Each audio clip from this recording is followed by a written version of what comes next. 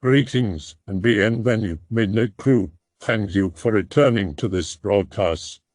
And welcome to new viewers joining us for the first time. If you like a video, then feel free to subscribe. Hey guys, never posted on X before, don't post anywhere. Not very good at this, but your boy has been having these visions, hallucinations, visitations, and last night was awful, so here goes. Be me.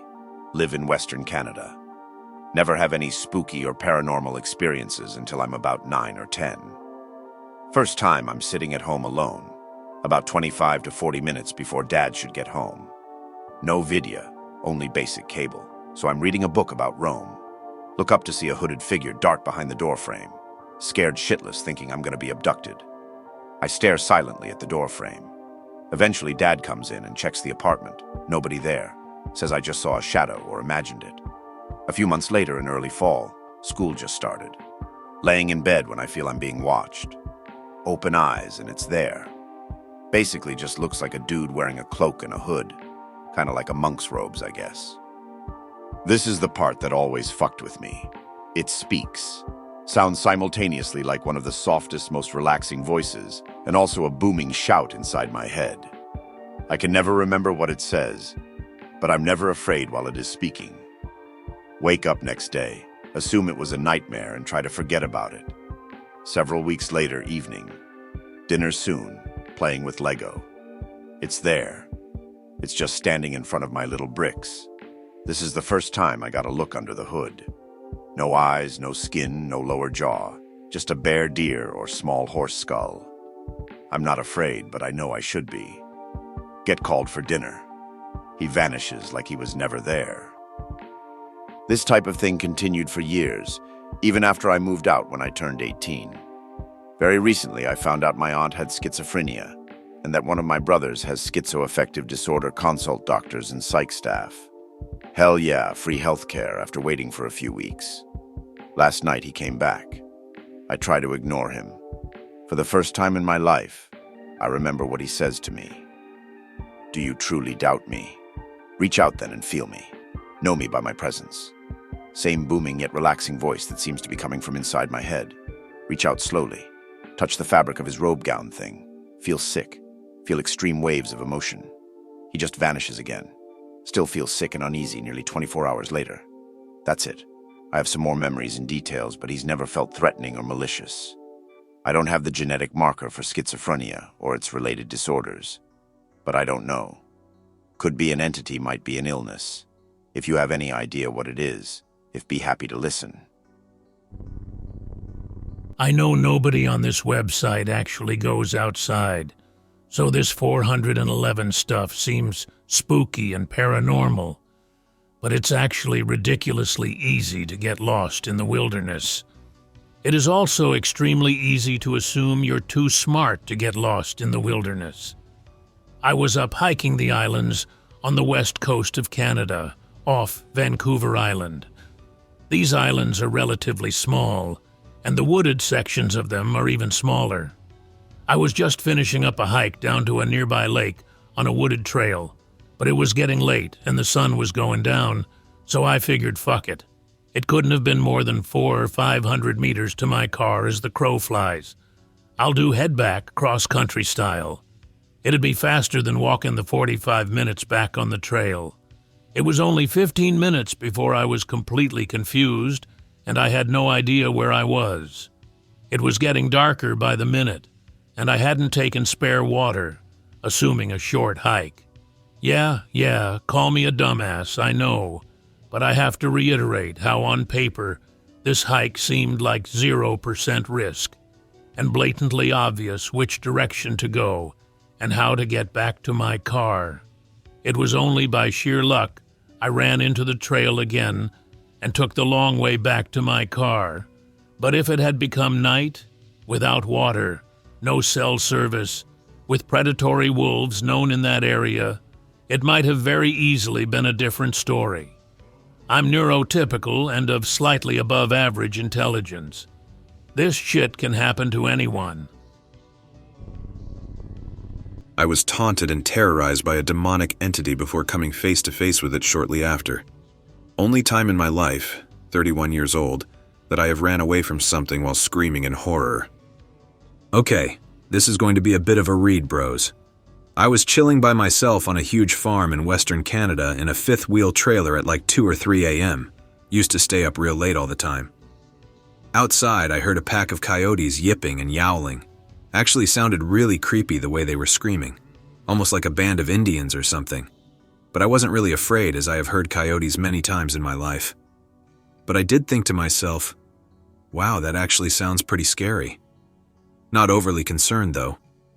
Immediately after they stopped, it was dead silent, except for something weird started happening. There was the sound of something gently dragging over the top of the trailer, as if someone was just gently rubbing their hand across it, and it would go all around the trailer, across the roof, and then down one of the sides. I started to get pretty freaked out, but still thought it must be the wind or a bird or something. But it didn't stop, and periodically the sound would go to the door, and something would very gently pull on the door handle.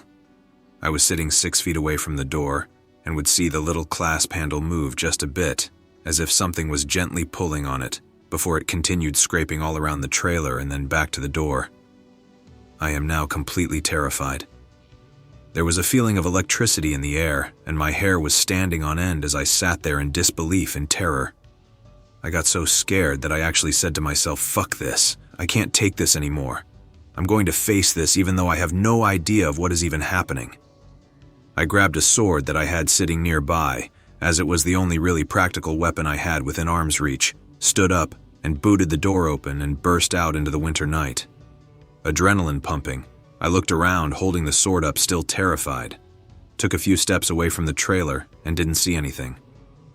So here I am, standing out in the snow in my pajamas thinking, my imagination is playing a crazy trick on me right now. So I turn around to walk back to the trailer, but in the little bit of moonlight as I am heading back, between me and the door, there was what looked like just a very dark black line, as if someone just stuck a broomstick or pole into the ground. As I strained my eyes to see what it was sort of was as if that line was a two-dimensional figure from the side, therefore looking like a line, as I said, that all of the sudden turned and became a three-dimensional figure. And it was what looked like your stereotypical gray alien, except it was about 6 feet tall and looked more like a very dark, gross brown. It was completely silently walking toward me in this very robotic, insect-like way, with its arms cocked up, almost walking like an Egyptian. The head was very bulbous, and the eyes were huge and blacker than black. I almost had a heart attack on the spot, said holy shit, let out a scream, and turned around and ran harder than I ever have before. I to this day wish I had the courage to try hitting it with the sword I had, but I was so shocked, all I could do was run. Other people on that farm told me that they had had weird experiences similar to mine as well, and one of the people actually got very mad and defensive and said, maybe other people here have seen that thing too but don't want to talk about it, so just drop it. It was a pretty screwed up place, that farm. And after that experience and a couple others, I believe and know for a fact that the paranormal is a reality. It's Canada, but whatever. Vancouver Island is spooky. World's densest cougar population, 3/4 of the island is just wild temperate rainforest with canopies so thick it's permanently dark under the trees. There's miles and miles of old caves honeycombing through the land. Bigfoot. Lots of Bigfoot sightings. The place was formed by colliding tectonic plates, so it's all mountains and crags, no flat geometry anywhere.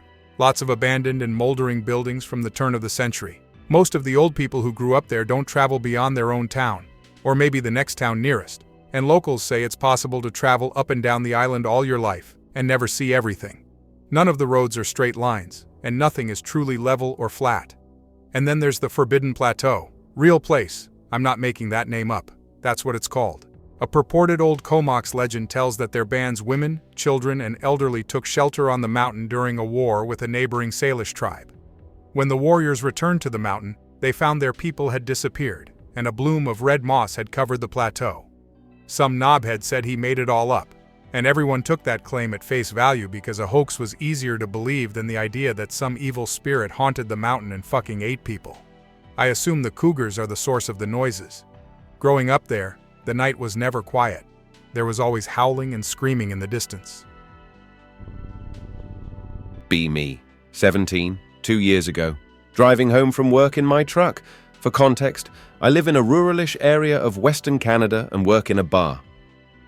This story was at about 11 at night and in a remote enough area that there were no streetlights, a few buildings and cows, horses and fields, etc. Driving along, listening to music, typical day. See a large RV on the side of the road, nobody around it, emergency lights on. Spidey sense goes off the charts. All my instincts tell me to stay away. Whatever's going on here is not going to be fun for me. Keep driving for a few minutes. Decide to turn around. Maybe someone is hurt or needs help. I gotta be a good guy. I can take care of myself if something goes wrong, etc. Turn around and head back. Park on the other side of the road from the RV. Walk across the road and go to the passenger side of the RV. Door is open. No one is there. Joan Jett's I Love Rock and Roll plays on the radio. I knock on the door.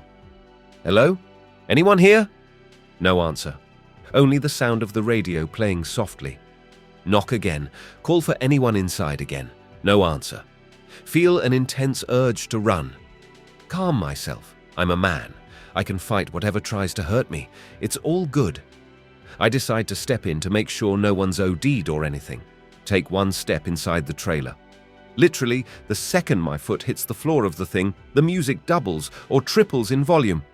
Deafeningly loud. It was the most intense jump scare of my whole life. Turn around and bolt back to the truck. The second I run around the corner of the RV, I see my truck. All the doors are wide open, no breeze, no one around for 2 or 3 kilometers at least. Literally stand in the middle of the road, too scared to move. Know something happened to my truck, so I don't want to get close to it, but also don't want to go back to the spooky trailer. See nothing in truck, say fuck it, drive home at 20 kilometers over the limit. Nothing else came of it. Sorry if it's anticlimactic.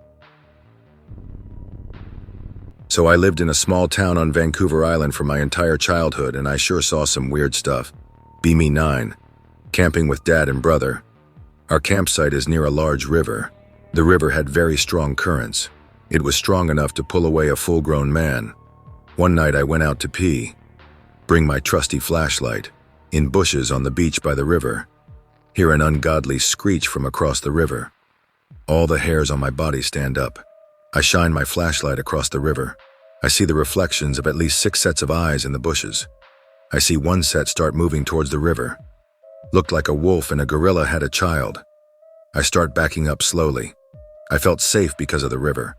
But then this thing started wading through the river towards me. I start running back to my campsite. I hear screaming from these things behind me. I woke up my brother and dad. I told them what was happening. We leave everything and get into our truck. We see 3 of these things running towards our truck. We floor it and drive away. We came back the next day. Our tent is torn to pieces and everything is wrecked. Now I know what a Sasquatch is supposed to look like, and this thing was different. It looked like an at least 7-foot dog man. This is only my first story about witnessing strange things in the forest. Fast forward to when I'm 14. Be me. Sneaking out for the first time. At the park with a girl and her friends. It's around midnight. The park is connected to the forest. Playing truth or dare. Get dared to run naked through the woods. Think I'll seem cool, so I do it. Running for like a minute down a path. It's unusually windy. I'm getting scared because I keep on hearing what sounds like grunting. I turn around because I'm getting scared. Ahead of me on the path, I see someone walk out from the trees. It's some old native guy. He starts screaming at me to come over to him. I try hiding in the bushes. As I'm hiding, he grabbed onto my wrist. His eyes are a milky white like he's blind. He starts trying to talk to me in his native language. He seems terrified. He lets go and starts pointing towards the park, so I run. I put my clothes back on. I walk out to see my friends hiding underneath a picnic table. Apparently, a very large bird flew into the playground and started screeching at them while I was gone. Fast forward to when I'm 15. In class about First Nations people, just trying to get an easy English credit. Hear a story about blind old man who can control animals. He would stop evil creatures from coming into villages. He would also scare children away from going into the woods at night, so there was something out there in those woods with me. So Washington State has the highest instance of Bigfoot sightings in the world, specifically Pierce County. so it doesn't surprise me that most likely Canada is a pretty close second.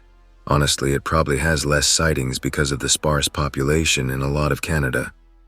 I don't know, I believe you, I've had my own experiences with it as well. Mount Eleanor for one, and also at Lake Ozette. On the boardwalk in the middle of the night, we heard crunching in the bushes but really didn't think anything of it. There was a spot in the boardwalk that had a tree that had fallen on it, and you had to duck down and squeeze through the branches to get across. There's 3 of us, and my friend goes first, me second, then my third friend goes, and we are holding the flashlight for him because he's also holding a skimboard along with carrying a backpack camping supplies. As he's like halfway squeezed through with all of his shit, we hear a huge grunt that sounds like a large creature going "hoo" in a very loud, deep voice. I immediately started running and ran into the backpack of my friend, prompting him to start running as well. My friend in the back was now through the tree and running as well. We run for a good distance, then slow down because running while carrying all that junk is horrible. We get to the beach and it's still the middle of the night and sit and rest for a minute before finding the campsite. I say, "What the hell was that sound? You guys all heard that right?" Skimboard friend says, "Yeah man, I think that was Sasquatch." Friend from the front of the group says, "I don't know what you're talking about," and refused to talk about it further. Sure, because not once did he ever question why we ran for such a length. Last one from my hometown. Be me, 16, camping with friends in an old hunting cabin, connected to some logging roads about a 45-minute walk from town. We're all smoking and drinking. Me and my girlfriend sneak away to go in the woods. We're not even a minute away from the cabin. We hear the classic Sasquatch call. Drunk me had a genius idea. I start screaming back at it. Its screams start to sound closer and closer. My girlfriend is running back to the cabin. Through the bushes and the trees, I see it approaching me screaming. And I just scream, "Fuck you, Bigfoot, come get some." I tossed my beer bottle at it. It stepped back in surprise. I heard a shout behind me. I see a horde of drunken teenagers running towards the Sasquatch. It turns around and runs. We all start screaming and chasing it. We got to a dry riverbed. It stops and turns around. We hear like barking from all around us. We were surrounded by them. This one guy released the loudest battle cry he could muster, and with the force of God threw a vodka bottle at the Sasquatch. It smashed against the head of the one we were chasing. We turn around and run all the way back into town. When we got back to school the next week, no one believed us. I'm back with another story. Be me, 19, studying for a biology degree, living in the forest on Haida Gwaii, remote island you can only get to by plane, living in a trailer in the forest. I had no signal for my TV, so I just watched Corner Gas on DVD. Around 1 in the morning, I start hearing tree knocks outside. I mute my TV to listen to them. I hear them all around my trailer. I hear heavy footsteps coming up the stairs to my door. Through the little window on the top I see it, and it sees me. It starts banging on my door and screaming. I'm at least 5 kilometers from the nearest town. It could get in, and it would be days before anyone knew I was gone. I start to back up towards my room. I had my gun there in case of wild animals. As I backed up, I stepped onto the TV remote. It had fallen into the floor. The volume came back on right as the Corner Gas theme song did. There's not a lot going on. I wasn't expecting it, neither was the Sasquatch. I hear a surprised grunt and the sound of wood breaking. I run and grab my gun. I open up my front door. I see it laying at the bottom of my broken stairs. I've never seen one so close. I freeze before I can kill it and prove they exist. I can see how human its face looks. I just couldn't do it. I slammed my door and prayed they didn't come back. I finished my time there without another sighting, and that's the last time I saw a Sasquatch. I was a dancer for 13 years and used to travel around Western Canada.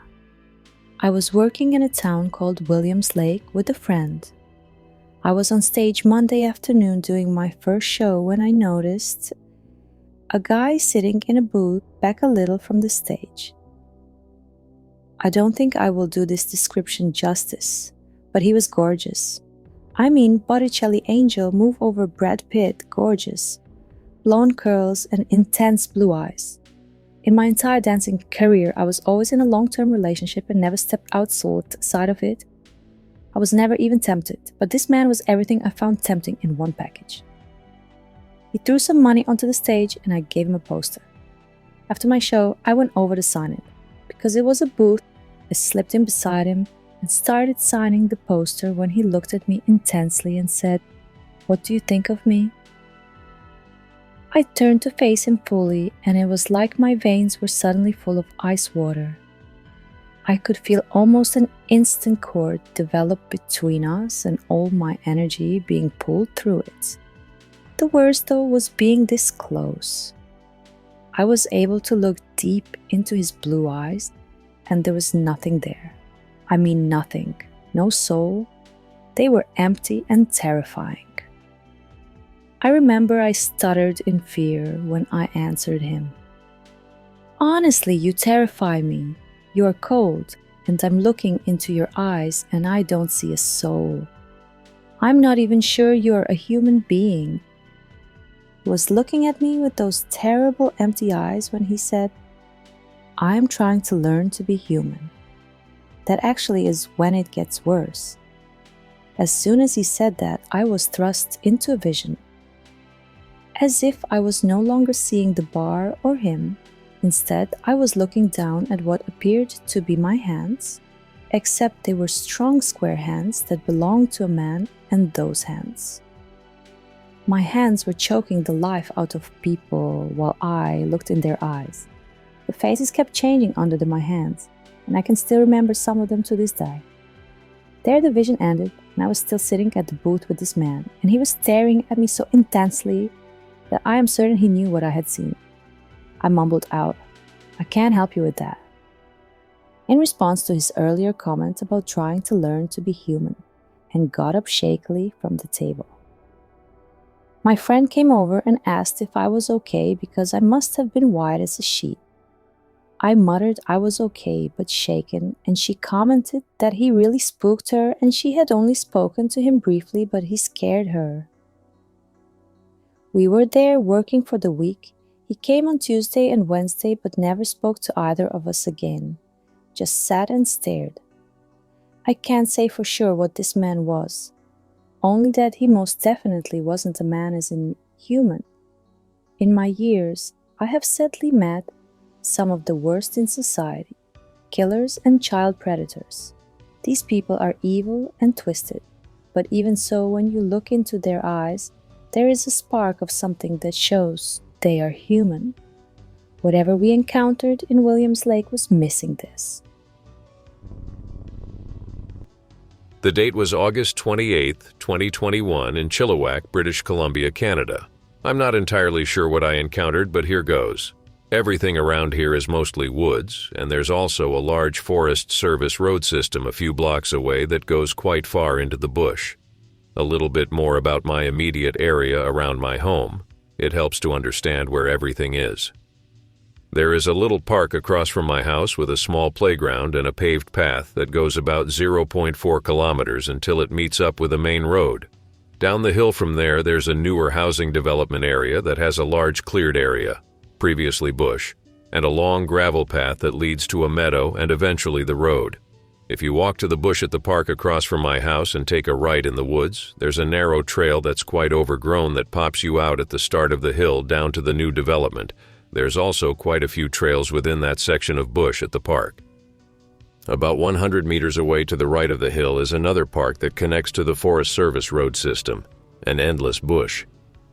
From the park across from my house to the end of the meadow is about 1 or 1.5 kilometers in total. The meadow connects to a large gravel area across from a high school up a hill, which is where this begins. Alright, so here's what happened. This was all later at night, around 11:30 p.m. Me and my girlfriend were in the gravel lot in my SUV across from the high school where we were talking, and she eventually fell asleep as we had been walking around all day, and the fair was in town. About 15 minutes after she was asleep, I started to get an eerie feeling like I was being watched and had a feeling like we had overstayed our welcome. I didn't like it at all and always trust my gut when I get feelings like that, so I started to wake up my girlfriend. Just as she was starting to wake up, I heard what sounded like someone shouting, kind of like a woo or ha, further away downhill into the meadow, I would have disregarded it, but it caught me off guard a bit since it sounded almost doubled, like the person had a chorus pedal or pitch shifter on their voice. It spooked me a bit because of that, and I hadn't heard anyone yell like that before. I finished waking up my girlfriend, and we drove away from there into an elementary school parking lot down the road from the hill leading to the new development. I told her what happened, and we joked about it being spooky and whatnot. I then looked up videos to try and find something that matched what I had heard. I didn't find an exact match other than what some said was a skinwalker. For fun, we decided to drive down the hill to the new development as it's dark and spooky. It has woods on one side where the park is and has a gravel turnaround for vehicles with a gate at the end where the gravel path starts. As we were going down the hill near the top, I got a very strange and uneasy feeling, almost like a slight panic. But it went away shortly after we got to the bottom of the hill. My girlfriend said she got the feeling as well, so we decided to turn around on a side street and leave. I decided to play some music that always helps take the scared feelings away from me, and put the pedal to the metal accelerator whilst going up the hill to make me feel more comfortable, and like nothing could touch me. When we were about 3/4 of the way up the hill, the feeling came back and hit us in full force. The closer we got to the top where the trail came out, the stronger it got. The only way I can describe it is pure terror. It wasn't fear or dread, it was terror. We both had a physical reaction to it. We got intense chills and we could feel the goosebumps on our skin all over our bodies. We both started to get choked up and teary-eyed, and I became short of breath for a minute. I must have gone from 60 kilometers up the hill, limit is 50, to 80 after cresting the hill, and it felt like if we stopped, we surely would have died. It was the most petrifying experience either of us had. We didn't even see anything. I've driven past many animals at night, from deer to bears to coyotes, etc., and have been outside walking home alone at night with a bear going through garbage cans at my neighbors' houses. I've dirt biked past a mama bear with cubs and a mama moose, and I thought those were scary experiences. No scary experience I've had from a car accident when I was young to almost being hit 4 times doing road construction by dumb drivers can even come close to the feeling I had that night. It was truly the most terrifying experience of my life. After getting out of Dodge, we went to a well-lit mall parking lot and calmed down for a bit. Still shaken, I drove my girlfriend home and had a very anxiety and fear-ridden drive home, as the park across from my house is only 150 meters or so away from where the encounter took place. When I got home, I made sure everything was locked up tight, had a little bit of weed to calm down, and then went to bed while on video call with my girlfriend. That night around 3:30 or 3:45 a.m., I woke up and had a mild return of the panic feeling for around 5 minutes before falling back asleep. I dreamt of the experience the entire night. The next morning, my girlfriend told me she heard tapping on my window at around 3 a.m., which made me shudder as my window was around 9 feet off the ground. I don't know what to make of the experience. I've never liked walking in those woods alone, as I always get a creepy feeling. But I'm definitely not walking to my house alone at night ever again. Be me, a kid living in Western Canada. Make friends with a kid named Ryan. We would hang out for days on end and have sleepovers at his house. Only rule was we couldn't go upstairs, so we hung out in the basement playing SNES and NES games.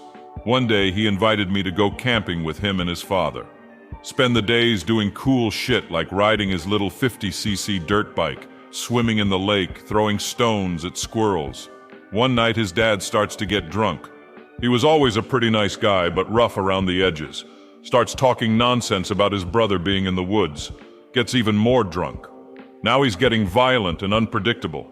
Builds a huge fire to illuminate the woods around us. He's convinced that there's someone out there fucking with us. Tells us to go into the tent and go to sleep.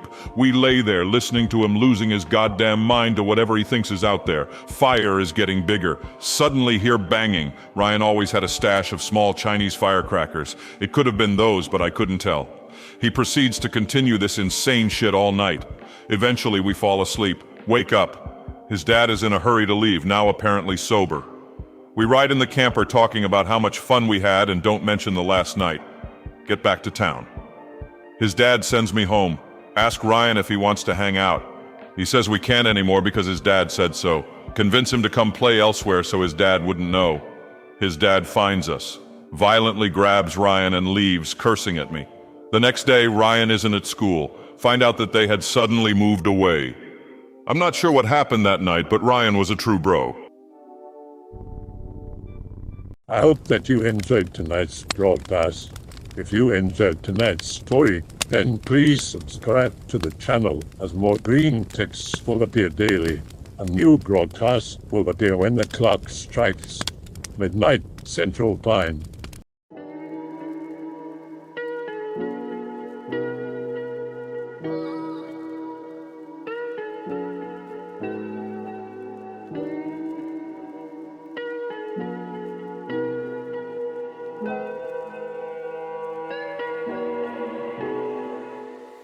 Remember to check the Odyssey and Rumble pages for separate archives of previous broadcasts.